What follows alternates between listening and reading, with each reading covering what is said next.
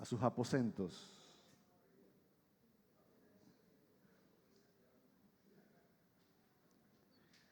Muy bien. ¿Cuántos están contentos? Bueno, en medio del mensaje de hoy, les voy a contar un testimonio en tiempo real que ustedes se van a quedar sorprendidos. Yo me he quedado sorprendido. Mientras vamos a ajustar aquí Ok, ya, perfecto, ya está ahí. Muy bien, el mensaje de hoy tiene prácticamente mucho que ver con la última canción que acabamos de cantar. El Señor es mi ancla, es mi roca, y de eso vamos a hablar esta mañana. Se vació la iglesia, más de la mitad son niños y jóvenes. ¡Wow! ¡Qué interesante! ¡Qué interesante! ¡Qué bueno! Buen futuro. Muy bien, vamos a Hebreos capítulo 6, versículos 19. Los que no tienen sus Biblias con ustedes, pues el texto está en pantalla. Es el texto central de este mensaje, el texto lema. Y yo quisiera que sea un versículo de esos que usted se memorice, que tenga consigo en su bolsillo todos los días y que se aferre a este texto, porque es un texto verdaderamente hermoso. Dice la palabra del Señor: esta esperanza es un ancla firme y confiable para el alma. Nos conduce a través de la cortina al santuario interior de Dios.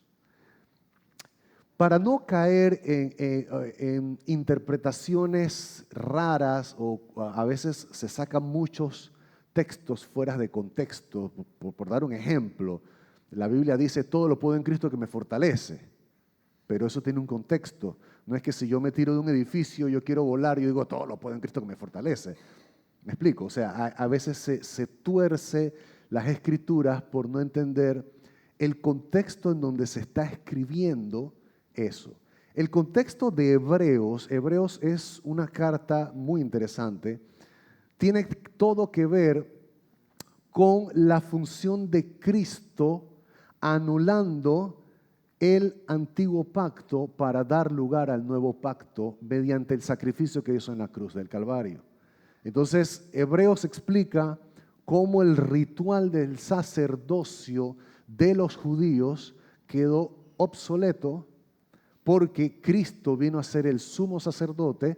Todas esas eran señales, apuntaban, eran simbolismos: el sacerdocio, el tabernáculo, el lugar santo, el lugar santísimo, todo lo que ocurrió desde los tiempos de Moisés, que se instituyó el sacerdocio y todas las prácticas del sacrificio de los animales, era un simbolismo que apuntaba a la redención completa que venía por medio de Cristo y su sacrificio en la cruz del Calvario. Entonces Cristo viene a ser el Cordero de Dios que quita el pecado del mundo. Cristo viene a ser el último sacerdote, el sumo sacerdote, quien presenta la ofrenda ante Dios y quien es también la ofrenda misma ante Dios. Y como lo explica Hebreos, y sube al tabernáculo verdadero, porque el que se construyó con manos humanas, se explica, Dios no habita en templos ni en construcciones humanas, sino que donde mora Dios realmente, ese es el verdadero tabernáculo,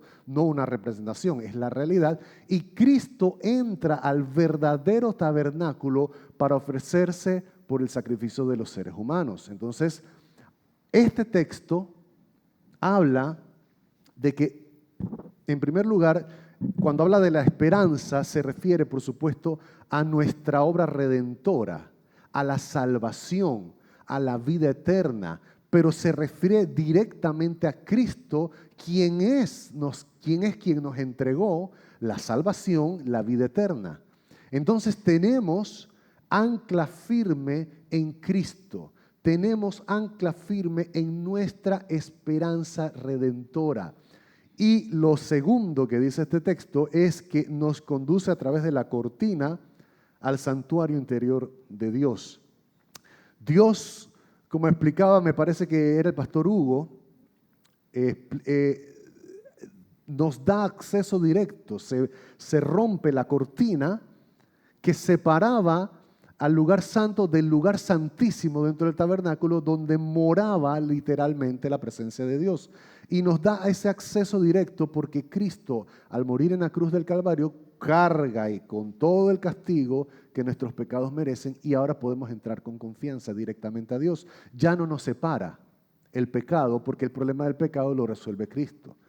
Entonces, en este pantallazo resumido, cuando se habla de un ancla firme, estamos hablando de eso que ustedes ven allí.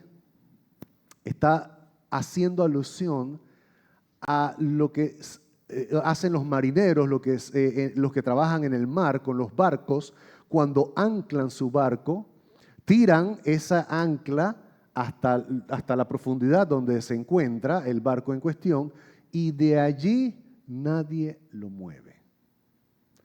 Y ese es el concepto al que está apelando el que escribió Hebreos, que todavía se pelean si fue Pablo probablemente, o Apolos, o otros. Hay varias teorías, no estamos muy seguros de quién escribió Hebreos, pero el ancla se pone firme sobre el piso, sobre las profundidades del mar. Y una vez que un barco esté anclado, él está seguro, está firme. Ahora, ¿qué es lo interesante del ancla? Hay dos cosas interesantes del ancla. Uno, en primer lugar, cuando se habla del ancla, no está diciendo que no va a haber tempestad. No dice que no va a haber tormenta. El ancla es nuestra promesa de que en medio de la tormenta nosotros estaremos seguros.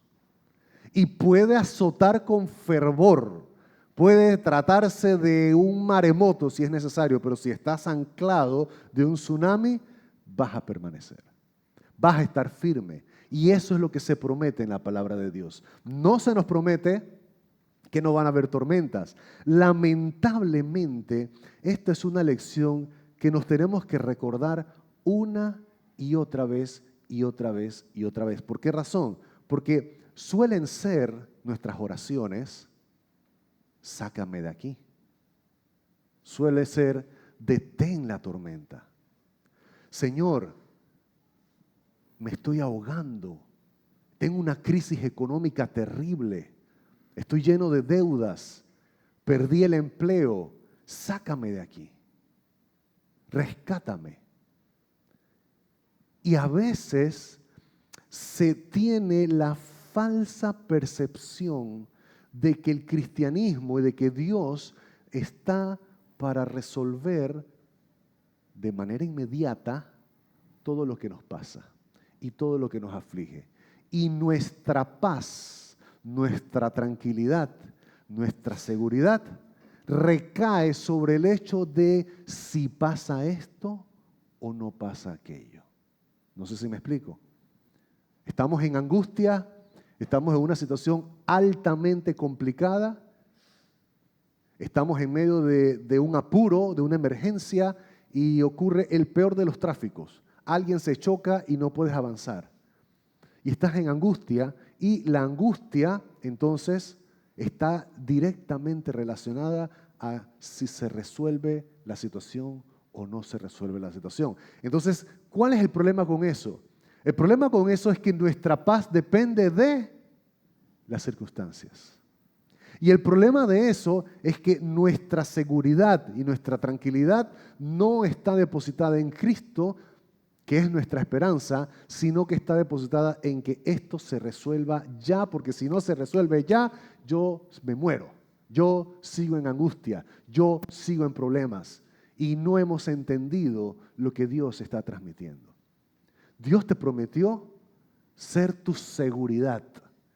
Vas a estar bien, vas a estar bien, aún en medio del tranque, aún en medio de la aflicción, aún en medio de la soledad, aún en medio de la tristeza, en medio de la enfermedad. Porque cuando uno dice, Dios, quítame ya, sáname ya, resuélveme ya.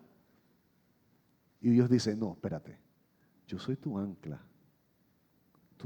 firme. Tú estás seguro en mí. Pasará la tormenta, pero la tormenta va a terminar y vas a estar bien, vas a estar seguro, porque tu seguridad está en mí. Ese es el ancla segura, firme y confiable para el alma y nos conduce a través del santuario interior de Dios. Eso significa que, porque a veces, ¿cuál es la otra tendencia o la otra tentación a la que podemos sucumbir? La otra tentación a la que sucumbimos es que si me está pasando esto, es porque Dios se olvidó de mí. Si estoy en medio de esta aflicción, es porque Dios ya no me quiere. Dios no escucha mis oraciones. Dios no escucha mi corazón. El Señor sencillamente se ha olvidado de mí. Si usted da un recorrido por los salmos, usted podrá identificarse que así se sentían los salmistas muchas veces. Y no solo en los salmos, podrá encontrarlo en varios textos de la Biblia. Grandes hombres de Dios, hombres respetados por el mismo Dios y dignificados por Dios, honrados por Dios mismo en su palabra. En momentos gritaban y gemían, ¿por qué me has abandonado, Señor?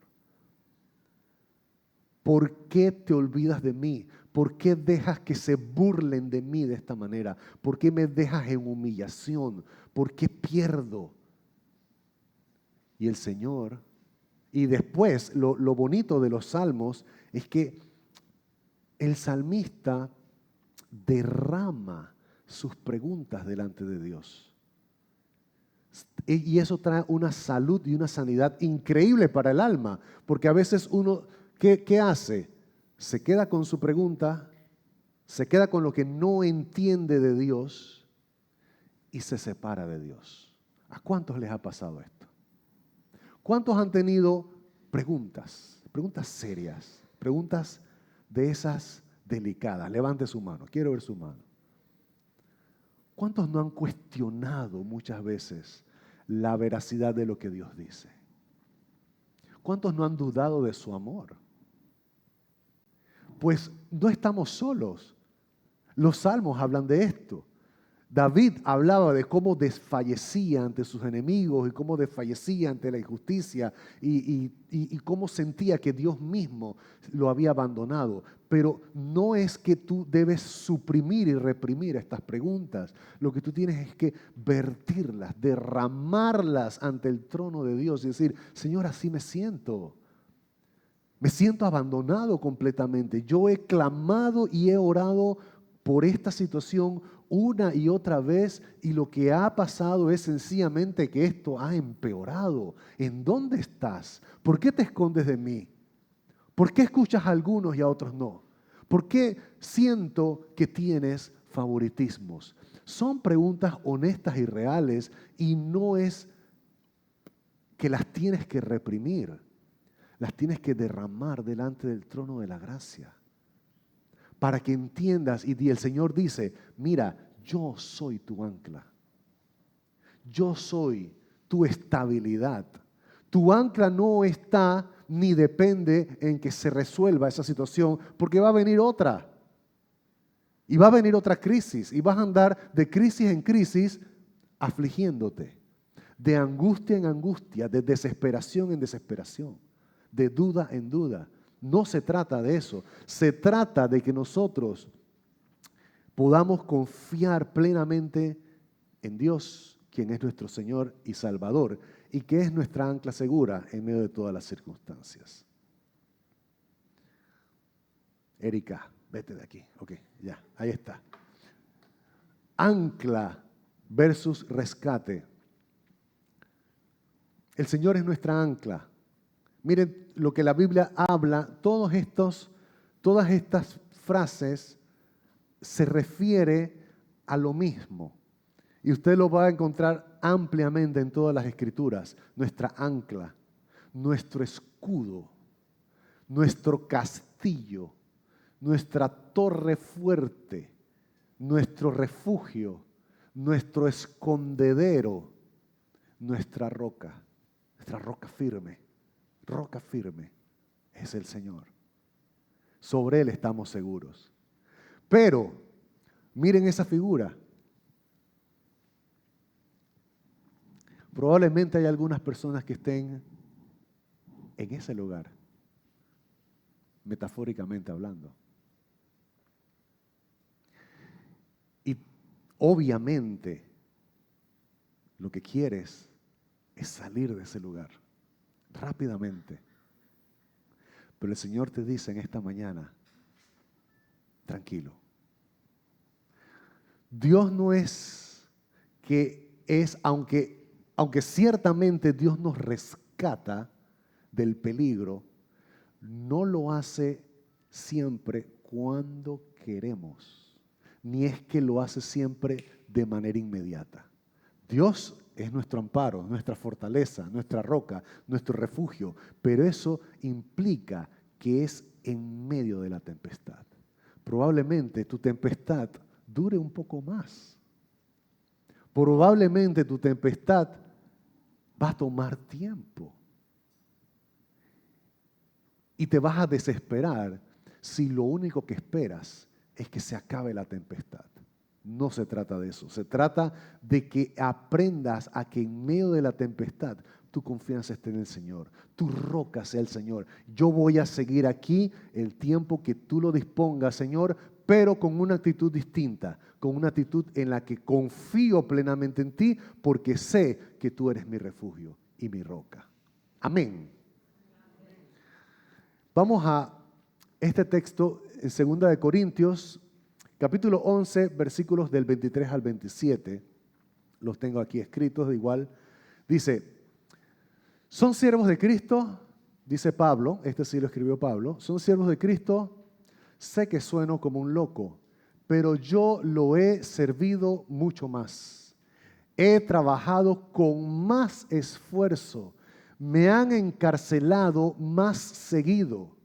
Fui azotado innumerables veces y enfrenté la muerte en repetidas ocasiones.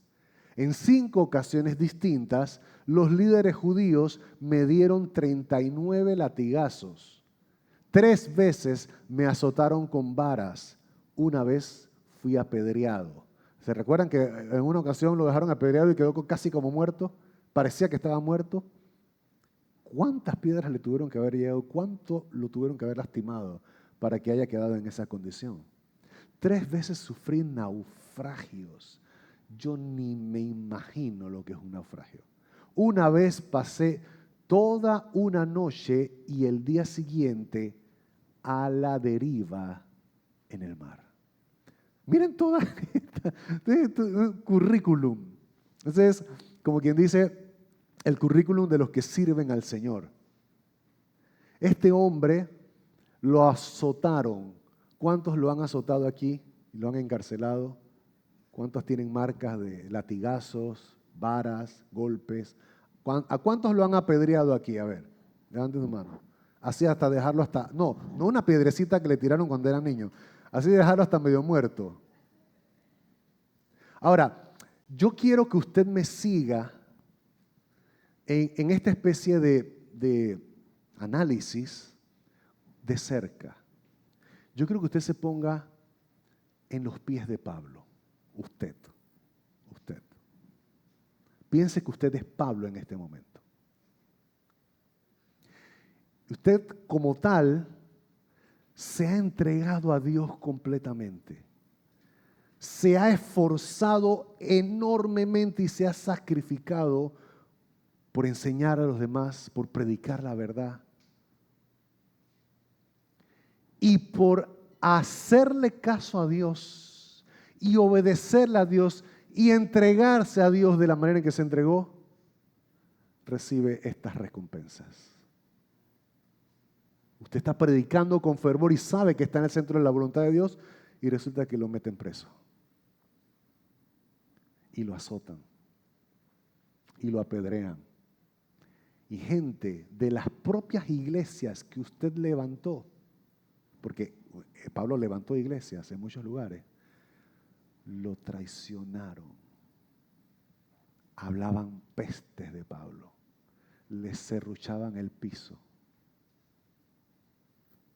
¿Cómo usted se siente? Dice que, mire, habla de que fue azotado innumerables veces, enfrentó la muerte en repetidas ocasiones, quedó a la deriva en una ocasión toda una noche. Imagínese usted toda una noche. Y usted ora, clama a Dios, pide ayuda y cada segundo es como una eternidad. A la deriva en el mar. Y pasan las horas y no viene la ayuda. Y usted sigue orando y no viene la ayuda. Llega el punto en donde su fe es puesta en prueba. ¿Sí me siguen? Su fe es puesta en prueba. Y comienza probablemente a dudar y decir, Señor, hasta aquí llegué. ¿Me vas a salvar de esta? ¿Me vas a rescatar? Porque todos queremos un Dios rescatador, un rescatista, que venga y que nos saque inmediatamente de la tormenta en la que estamos. Pero eso no es lo que Dios prometió. Dios prometió ser nuestra ancla firme. Ahora, ¿en dónde estaría tu fe si estás en la deriva y pasan las horas y no viene la ayuda? No viene. Hasta el día siguiente. Y mi pregunta en este análisis es, ¿cuál sería su respuesta en medio de cada una de estas aflicciones y tragedias? ¿Cómo usted se sentiría? ¿Cómo usted vería a Dios? ¿Renegaría de Él? ¿Pensaría que hasta aquí Dios lo ayudó o que Dios se olvidó de usted? Fíjense lo que sigue diciendo el versículo 26. He estado en muchos viajes muy largos. Enfrenté peligros de ríos y de ladrones. Enfrenté peligros de mi propio pueblo, los judíos, y también de los gentiles. Enfrenté peligros en ciudades, en desiertos y en mares. Enfrenté peligros de hombres que afirman ser creyentes, pero no lo son. He trabajado con esfuerzo y por largas horas y soporté muchas noches sin dormir. ¡Wow! Muchas noches sin dormir. He tenido hambre y sed y a menudo me he quedado sin nada que comer. He temblado de frío sin tener ropa suficiente para mantenerme abrigado. Cuando yo leo esto, yo a veces me pregunto, ¿de qué me quejo? ¿Cuál es mi queja? ¿Cuál es mi caso que le voy a presentar a Dios para que Dios diga, ok, te voy a rescatar rapidito? ¿Y de qué se queja usted, mi querido hermano? ¿Sabe de qué trata el cristianismo? ¿Sabe de qué trata el que nosotros estemos aquí día tras día? De aprender a estar firmes en mi roca, en mi ancla firme. Jesús lo dijo también de otra manera. El que escucha mis palabras y no las obedece. Porque una cosa, a veces estamos aquí en la iglesia y escuchamos el mensaje y a veces nos vamos contentos y alegres por las prédicas que escuchamos, qué tremendo, pero se nos olvida y no nos sometemos a su palabra, no obedecemos. Dice, bueno, aquel que me escucha pero no me obedece, le voy a comparar con un hombre que edificó su casa sobre la arena, sobre la tierra. Y cuando vinieron los ríos, soplaron los vientos y golpearon contra aquella casa, fue grande su ruina.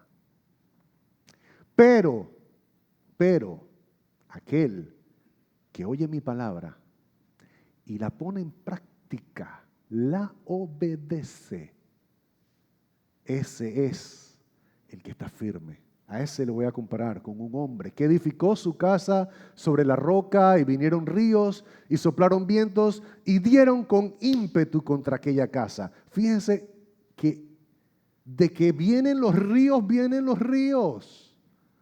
No es que porque estamos en Cristo no van a venir las tormentas y no van a golpear con ímpetu. En ambos casos golpearon con ímpetu contra aquella casa, dice la palabra del Señor. Arremetieron con todo. Pero la diferencia es que su casa permaneció. Su casa permaneció. ¿Dónde está tu casa fundada hoy en día? ¿Es Cristo tu ancla firme? ¿O simplemente esperas a que las circunstancias cambien para sentirte bien? ¿Eres de los que espera a tener salud para entonces estar contento? ¿Eres de los que espera tener un buen trabajo, que te aumenten, tener una casa, tener un carro? ¿Y si vives rentado, qué? ¿Y si vives prestado, qué? ¿En dónde está tu ancla? ¿En que consiga una pareja? ¿En que me case? ¿En que mi marido cambie? ¿En que mi esposa cambie? ¿En que cambie el pastor? ¿En que se ponga otro pastor aquí adelante a predicarles? ¿En dónde está tu ancla? ¿Cuál es tu expectativa? Y a veces tenemos y cometemos el grave error de poner nuestra esperanza no en Cristo, sino en una expectativa. Y aquí me quiero tomar un tiempo. Porque hay una diferencia muy grande que a veces parece lo mismo. A veces parece lo mismo. Por ejemplo, es decir, vamos a poner un caso, supongamos que se trata de una jovencita que se quiere casar. Vamos a poner un caso, alguien que se quiere casar. Yo me quiero casar, me voy a casar, ya estoy cumpliendo 58 años y no me he casado y me muero por casarme, si yo no me caso me muero. Y ora y le pide al Señor y clama y clama. No es que está mal el deseo de casarse, por supuesto que está bien, es loable. Pero el punto es el siguiente. Todo gira, todo se obsesiona con esto y todo comienza a girar alrededor de su necesidad. Todo lo que escucha va o a afirmar su deseo o se va a frustrar. Si escucha un mensaje, todo está relacionado con que Dios te va a dar, de alguna manera u otra, va a escuchar que Dios te va a dar tu pareja. Aunque la prédica no tenga nada que ver con eso, eso es lo que va a escuchar, porque uno viene prejuiciado, premeditado y uno se obsesiona con esto. Pero la pregunta es la siguiente. Mientras eso no se da y estés en tu tormenta y te sientas sola o te sientas solo y no se da, ¿cuál es tu ancla? Porque puedes poner tu esperanza en que llegue tu pareja, pero tu esperanza no está en Cristo. Y hay una diferencia. Porque, ¿y si no? ¿O qué tal si llega 2 años más adelante y tú piensas que es que va a ser dentro de 3 meses, por ejemplo? Y cuando pasan los 3 meses, te das cuenta que no hay respuesta. ¿Qué pasa si no ocurre? ¿Te vas a morir? ¿Te vas a defraudar de Dios? ¿Vas a decir, Dios no me escucha? ¿Dios no me ama? ¿Dios se olvidó de mí? Esto para dar un espectro con absolutamente todas las necesidades. ¿Qué pasa si Dios no atiende tu llamado, tu ruego, tu petición en el momento en que tú quieres que se dé? ¿Qué ocurre? Me recuerdo también, paralelo a esto, de los 3 amigos de Daniel, lo recordarán cuando los amenazaron de que los iban a arrojar al horno de fuego. ¿Se recuerdan? Los amenazaron y dicen, miren, renuncia a tu Dios renuncia a tu Dios en este momento. Porque si no, y adora a estos ídolos, porque si no te vamos a arrojar al lago de fuego. Al lago de fuego.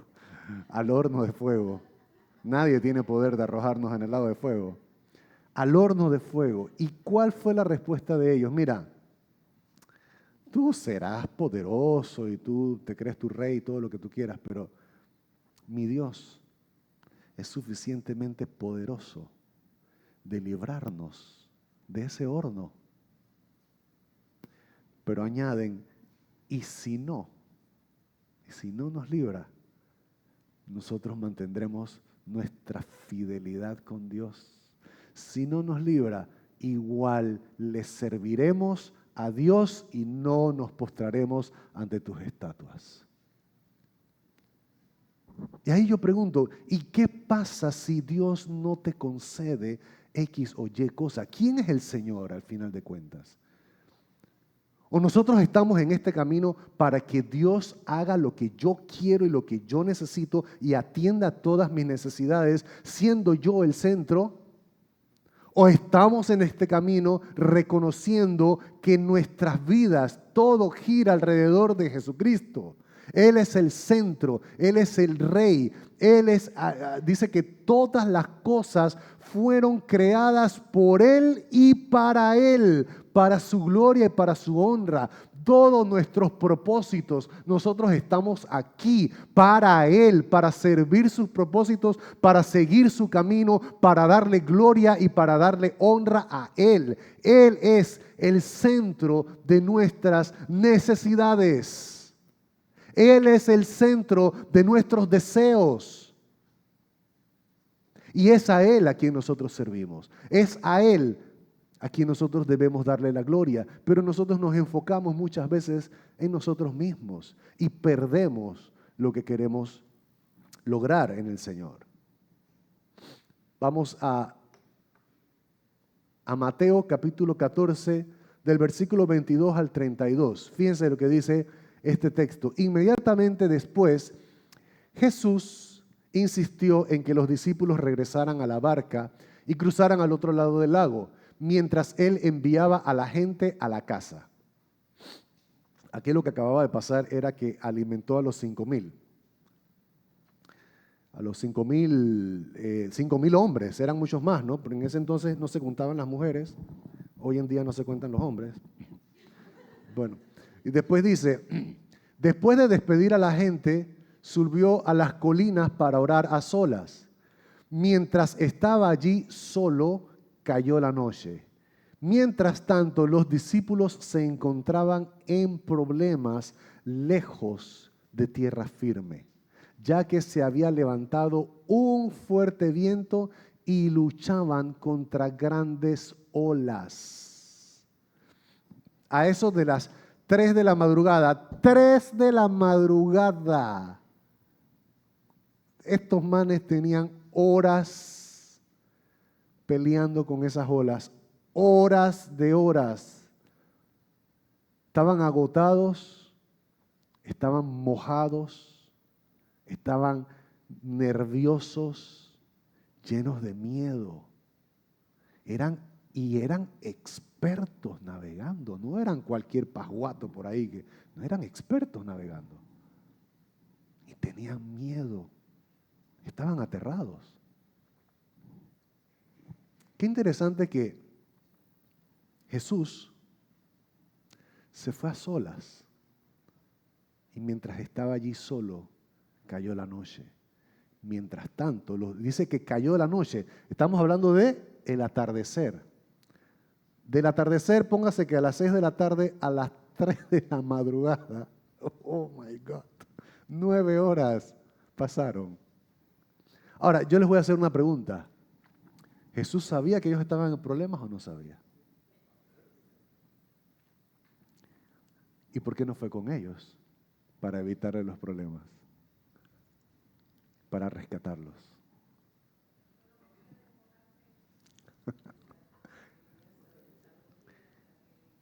Amén. Ese es el juego de la vida. Ese es el juego. Jesús sabe por lo que está pasando. Claro que Él también quiere contigo tu bien, por supuesto que sí, pero hay un propósito con todo esto, un propósito glorioso. Y es la firmeza de carácter. Vamos a llegar a eso al final ya, pero hay propósito en medio de esto. El man se fue a orar, como nos decía también el esposo de Nelly, Antonio. También lo mencionaba, él mencionó, se recuerdan que dijo, hombre, a Jesús lo advirtieron que su amigo Lázaro estaba muy enfermo. Y el man se quedó 2 días más. ¿Cómo así? ¿Cómo así? ¿En serio? Se quedó 2 días más. No fue, vamos para allá, yo agarro lo sano y listo. No, se quedó 2 días más.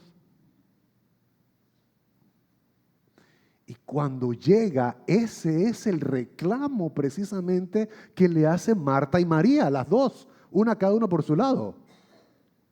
Si hubieras estado aquí, mi hermano no habría muerto. ¿Qué te pasó? Te dijimos a tiempo si te hubieras apurado. Un Dios que no se apura. ¿Qué vamos a hacer con un Dios que no se apura?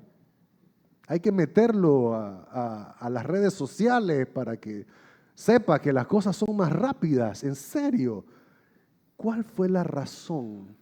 A ver si se recuerdan que dio Jesús. ¿Se recuerdan que Él dice, todo está bajo control?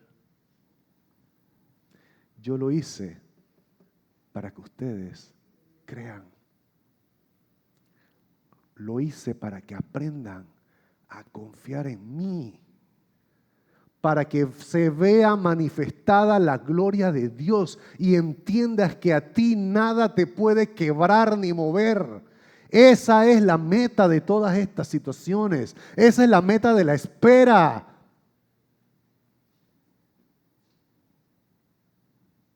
Que pierdo el trabajo. El Señor va a abrir una puerta en su tiempo. Y mientras vas a estar bien. Yo te sostengo con la diestra de mi justicia. Lo que pasa es que a veces el problema no es si Dios está o no está. El problema es que tú quieres las cosas a tu manera y cuando tú quieres y como tú quieres. Con los gustos que se te antoja, con las comodidades que quieres y te resistes al trato de Dios. Hombre, Pablo pasó hambre.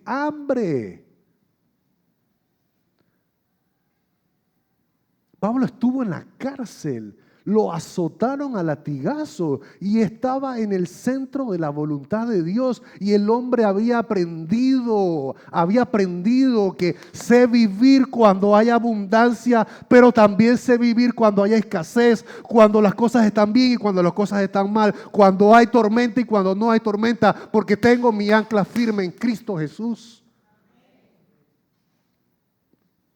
De eso depende nuestra vida.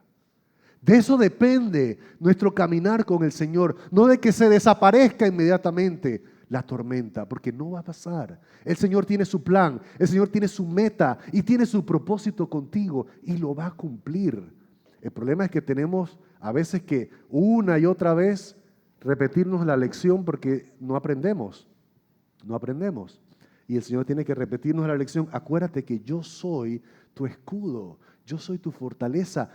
Tranquilo, afronta con valentía la tormenta, afronta con valentía el mal rato. Yo estoy contigo, yo no te abandonaré ni te desampararé, ni se te ocurra por un momento que te he dejado de amar. Ahora, fíjense esto, mientras tanto los discípulos se encontraban en problemas, lejos de tierra firme. Ya se había levantado un fuerte viento y luchaban con grandes olas. A eso de las 3 de la madrugada Jesús se acercó a ellos caminando sobre el agua. O sea, todavía aparece Jesús, pero no calma la tormenta, sino que va caminando en medio de la tormenta. ¿Qué les parece? Aquí voy yo caminando.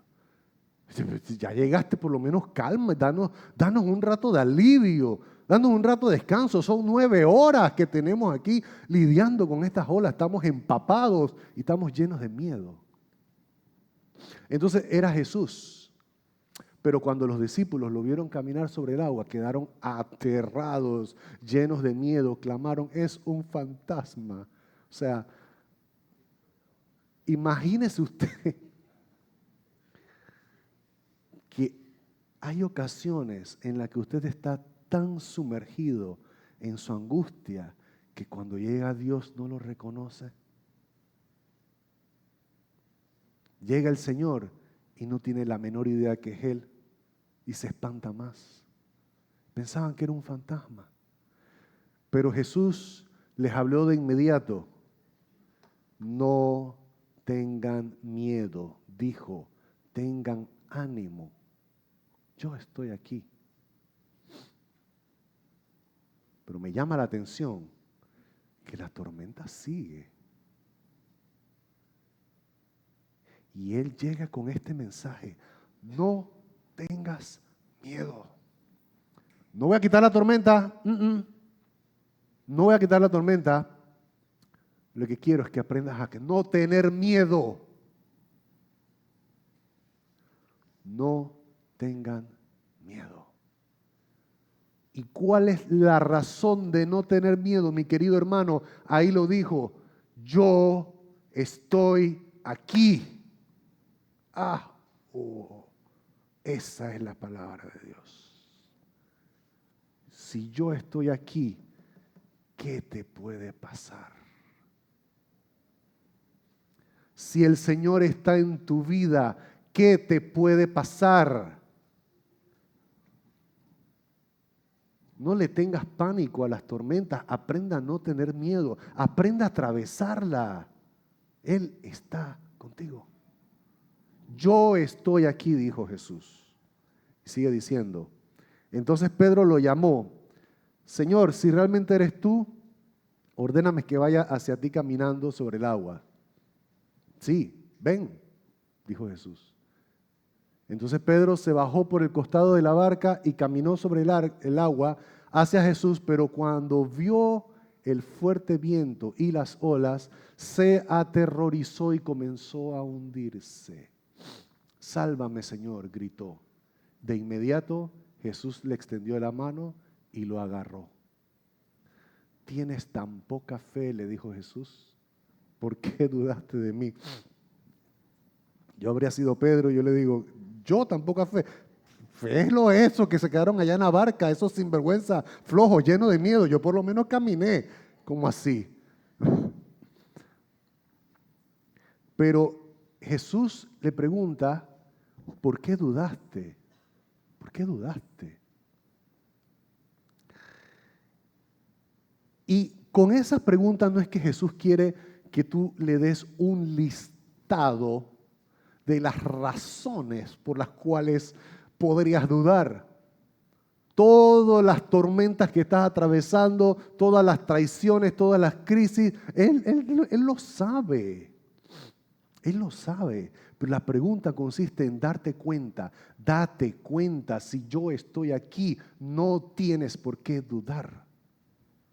Si yo estoy aquí, aprende a mirarme a mí. Si pones tus ojos en la tormenta, si pones tus ojos en tus carencias, si pones tu mirada, tu fe, tu tranquilidad en las circunstancias, si lo pones en tu cuenta bancaria, si lo pones en tu cónyuge, en tu pareja, en tus hijos, en tus padres, en tu trabajo, en tu profesión, en tus títulos, en tus reconocimientos, no tienes la base ni el ancla firme. Tienes un ancla endeble. Estás construyendo sobre la arena. Y cuando vengan las tormentas, se hundirá toda tu casa.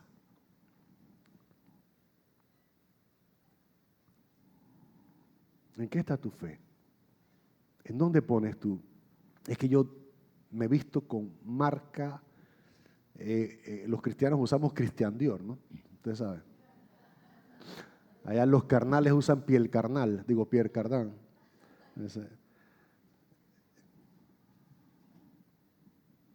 Es que no tengo la marca que quiero usar. No tengo el carro que quiero, no tengo la casa que quiero. ¿Dónde está realmente tu esperanza? Eso nos pone a meditar y a entender, hombre, ¿queremos hacer la voluntad de Dios o queremos hacer nuestra propia voluntad? Es saciar nuestros gustos, nuestras comodidades. En estos días, bueno, el mensaje lo había preparado hace varios días atrás, pero me tocó leer, quiero leerlo textualmente, lo apunté aquí.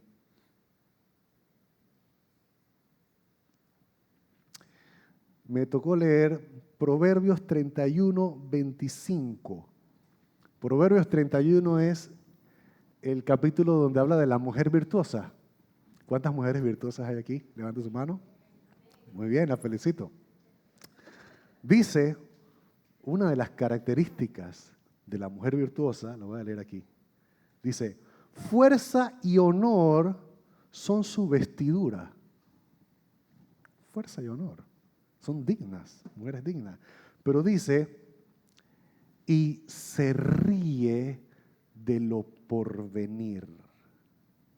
Proverbios 31, 25. Memorícelo.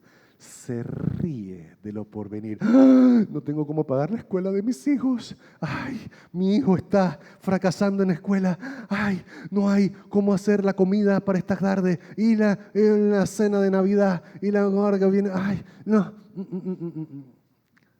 Se ríe del porvenir. Que me han dicho que en la escuela es un problema mi hijo y me lo han diagnosticado así, asado, y ya mis hijos tienen estas cosas locas y son rebeldes y son necios y yo no sé qué va a pasar con mi vida y no sé. Se ríe.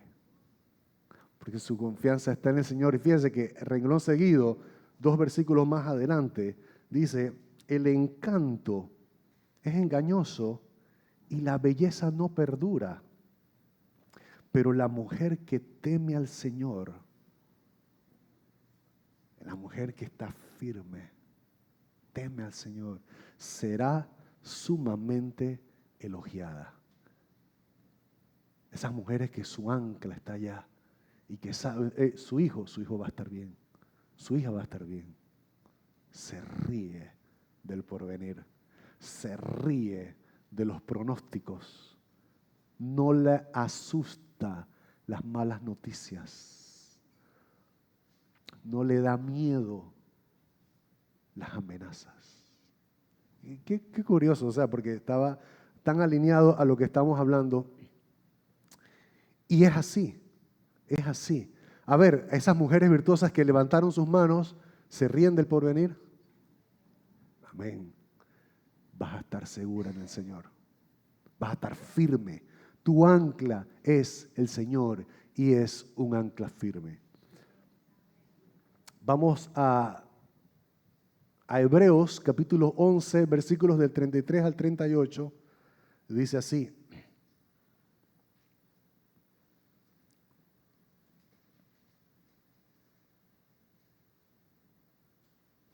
Hebreos 33, 38. Por la fe, esas personas conquistaron reinos, gobiernos con justicia, pero gobernaron con justicia y recibieron lo que Dios les había prometido. Cerraron la boca de leones, apagaron llamas de fuego y escaparon de morir a filo de espada. Esos son los textos que nos gustan, que escuchamos en muchas prédicas. Cerraron leones, hicieron, conquistaron, apagaron llamas de fuego y escaparon de morir a filo de espada. Su debilidad se convirtió en fortaleza, llegaron a ser poderosos en batalla e hicieron huir a ejércitos enteros. Hubo mujeres que recibieron otra vez con vida a sus seres queridos que habían muerto. Milagros de resurrección está hablando. Pero dice, sin embargo, otros fueron torturados, pero no porque se lo merecían, no porque era un castigo de parte de Dios. Dice, otros fueron torturados porque rechazaron negar a Dios a cambio de la libertad. Ellos pusieron su esperanza en una vida mejor que viene después de la resurrección. Algunos fueron ridiculizados y sus espaldas fueron laceradas con látigos. Otros fueron encadenados en prisiones. Algunos murieron apedreados. A otros los cortaron por la mitad con una sierra y a otros los mataron a espada. Algunos anduvieron vestidos con pieles de ovejas y cabras, desposeídos y oprimidos y maltratados. Este mundo no era digno de ellos. Vagaron por desiertos y montañas. Se escondieron en cuevas y hoyos de la tierra. Pero esa gente, ¿cómo permaneció? ¿Cómo aguantó tanto? ¿Cómo perduraron? ¿Cómo perduraron tanto? Porque su roca era Cristo. Y hacia allá es donde necesita el Señor hacerte entender. Dios, en su propósito de que atravieses todas las dificultades que estás atravesando, que por cierto están bajo su control, no es que se han salido de control, están bajo su control, pero su propósito es que tú te mantengas firme y aprendas a mantenerte firme. Les regalo Romanos 5 del 3 al 4, no está allí. Dice Romanos 5 del 3 al 4, lo pueden buscar en sus Biblias, estoy leyendo de la Nueva Traducción Viviente. Dice el apóstol Pablo, también nos alegramos al enfrentar pruebas y dificultades porque sabemos que nos ayudan a desarrollar resistencia. Ahí está el propósito. Cuando atraviesas pruebas y dificultades, te ayuda a desarrollar resistencia. Dios no puede trabajar ni puede usar a creyentes de mantequilla. Un poquito de sol y se derriten. No puede trabajar ni puede usar a cristianos de chocolate. Necesitas resistencia, necesitas consistencia y necesitas aprender a permanecer firme porque sin fe es imposible agradar a Dios. Mantenerte confiando firme que Dios tiene propósito y que Dios hará en el tiempo en que lo haga. Y si no, pues que su gloria se manifieste también a través de tu vida. No hay razón para... ¿A qué le puedes tener miedo? ¿A qué le puedes tener miedo? ¿Perder tu trabajo? Él está contigo. Él está contigo. Abrirá la puerta que tenga que abrir en el momento en que la tenga que abrir, pero Él te sustentará. A la conducta de tus hijos, a la rebeldía que hay en ellos, pues tú tienes promesa. Dios también hará con ellos en su debido tiempo. Les regalo una anécdota, se las conté hace un tiempo atrás, pero había una madre que lloraba y oraba a Dios de rodillas todos los días por su hijo rebelde. Su hijo se había entregado al alcoholismo y a las drogas y no quería saber de ella. Es más, su hijo la trataba mal a ella. Y ella seguía orando, y ella seguía orando. Y un día que él llegó borracho, en la madrugada, y él haciendo su gracia, ella le dice finalmente, hijo mío, nunca llegarás lo suficientemente lejos que mis oraciones no te alcancen. Así es el amor. Así es Dios con nosotros. No podremos llegar lo suficientemente lejos que su misericordia y su amor nos alcance. El punto es que ella murió, pasó a la eternidad y se cuenta que un día este muchacho descubrió el lugar donde ella había orado por él por tantos años.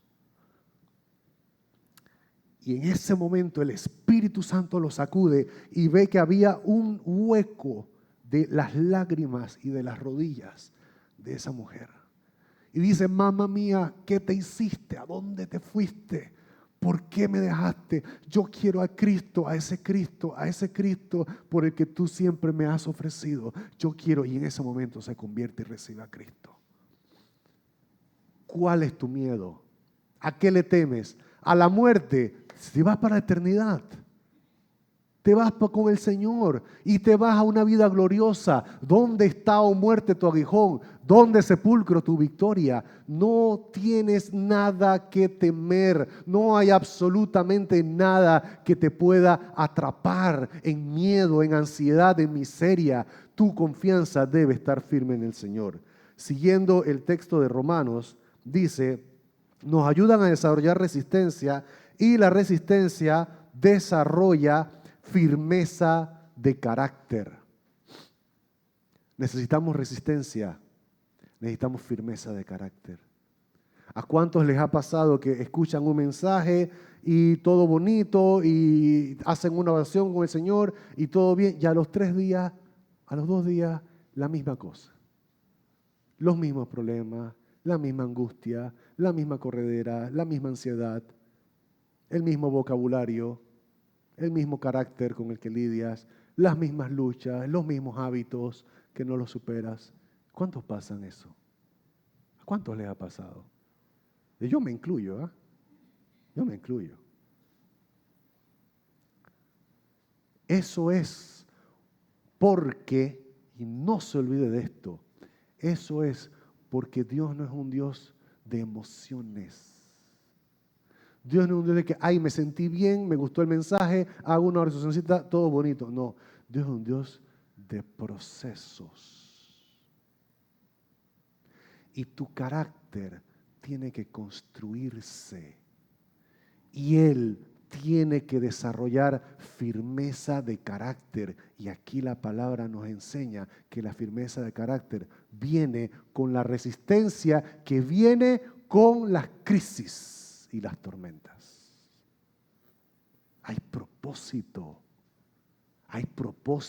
y es firmeza de carácter. No, Dios me dijo, aquí me mantengo, porque Él habló, Él lo dijo, de aquí no me muevo, yo confío en Él.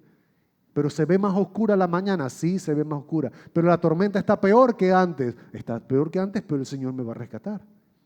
¿Cuándo te va a rescatar? No tengo la menor idea de cuándo, pero de que me rescata, me rescata. De que salgo parado de esta, salgo parado de esta. De que voy a estar bien, voy a estar bien. Los pronósticos dirán lo que le dé la gana, las circunstancias pueden azotar y dar con ímpetu, pero mi casa permanecerá porque está firme sobre la roca. Y dice, finalmente, y la resistencia desarrolla firmeza de carácter y el carácter fortalece nuestra esperanza segura de salvación. Si eres salvo, ¿qué te puede aterrorizar a ti? Si tienes vida eterna, cuando partes te vas con el Señor a una gloriosa eternidad donde no habrá llanto, donde no habrá dolor, donde no habrá enfermedad, donde no habrá miseria, donde todo será como lo soñaste. Lo soñaste. Así que Pablo asegura y dice y nos pide, den gracias a Dios por las tormentas, porque ellas desarrollarán en ustedes la resistencia, la firmeza de carácter que necesitas y la esperanza segura de salvación. Inclina tu rostro. Vamos a orar. Amantísimo Padre Celestial, venimos tu iglesia en este momento ante ti a rendirte nuestras vidas, a rendirte todo lo que somos. Te entregamos nuestras dudas, Señor. Te entregamos nuestras tristezas, nuestra soledad, nuestras preguntas. Y venimos en este momento ante ti para decirte, confiamos en ti. Confiamos en ti, Señor, con todo nuestro corazón. No más temor en nuestras vidas. No más falta de fe en nuestras vidas. Entendemos que tú tienes un propósito con cada uno de nosotros. Sabemos que siempre has estado en medio de cada necesidad. Tú has visto cada una de nuestras lágrimas, Señor. Tú las has visto. No te son indiferentes, pero tienes propósito para con nosotros. Tienes propósito, Señor, para con nuestras vidas. Y confiamos en ti. Confiamos en este propósito y venimos todos a prometerte en este momento. No más dudas. No más inseguridad. No más falta de fe. Confiamos en ti, Señor. Soltamos. Y si hay que sufrir, pues en tus manos estamos. Si hay que padecer incomodidad, en tus manos estamos. Pero no nos entregaremos más a la angustia, porque tú eres nuestra ancla firme, Señor. Tú eres nuestra